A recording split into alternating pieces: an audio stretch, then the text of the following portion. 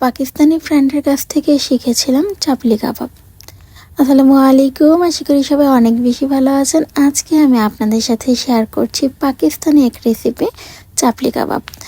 যখন খুব বেশি কাজ থাকে কিংবা কিছু করে খেতে ইচ্ছে করে না, তখন আমি চাপলি কাবাবটাই করে খেয়ে থাকি।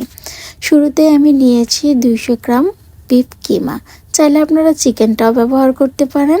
দিয়ে দিচ্ছি 1 চামচ আদা রসুন বাটা, হাফ চামচ হলুদ গুঁড়ো, হাফ চামচ জিরা, হাফ চামচ ধনিয়া গুঁড়ো, হাফ চামচ গরম মশলা গুঁড়ো, 2 চামচ সয়া সস, 2 চামচ সুইট চিলি সস, 2 চামচ টমেটো কেচাপ, 1 চামচ মরিচ গুঁড়ো, মাঝে সাইজে 2টি পেঁয়াজকে চপ করে নিয়েছি, 6-7টি কাঁচামরিচকে চপ করে নিয়েছি, 2 চামচ বেসন গুঁড়ো।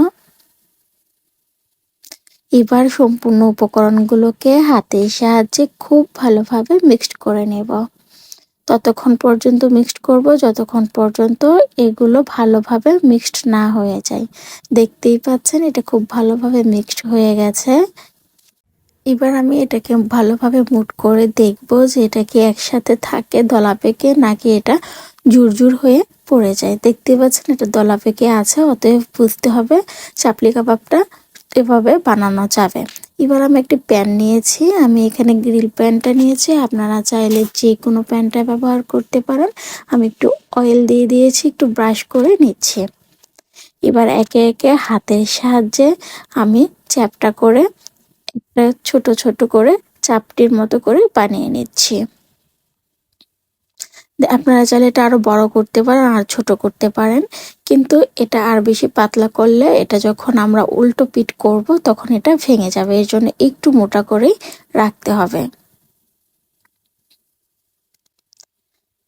আমি একটু উলট পালট করে দিচ্ছি, দেখতেই পাচ্ছেন খুব সুন্দর একটি কালার চলে এসেছে। চুলার আঁচটাকে একদম মিডিয়ামে রাখতে হবে। যেহেতু এটা সম্পূর্ণ কিমা টাইপের এবং পানির নেই কোনো, তার জন্য এটা খুব মিডিয়াম আঁচে রান্না করতে হবে যেন ভালোভাবে কিমাগুলো সিদ্ধ হয়ে যায়। এভাবেই আমি একে একে সবগুলোকে উলট পালট করে ভালোভাবে ভেজে নিব।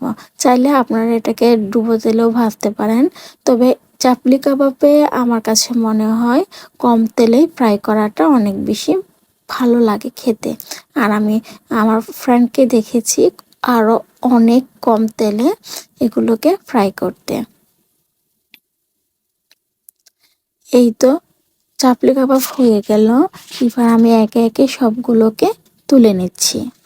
একদম লো আছে এই চাপলি কাবাবগুলোকে আমি 20 মিনিটের মতো ফ্রাই করেছি। এভাবেই করে নিতে হবে, একে একে আমি সবগুলোকে তুলে নিচ্ছি। এই তো রেডি করা হয়ে গেল পাকিস্তানি রেসিপি চাপলি কাবাব।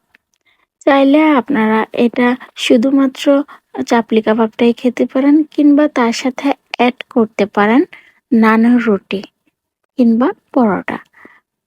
আমার কাছে এভাবেই অনেক বেশি ভালো লেগেছে, যার জন্য আমি এই রেসিপিটাকে এভাবেই ট্রাই করেছি।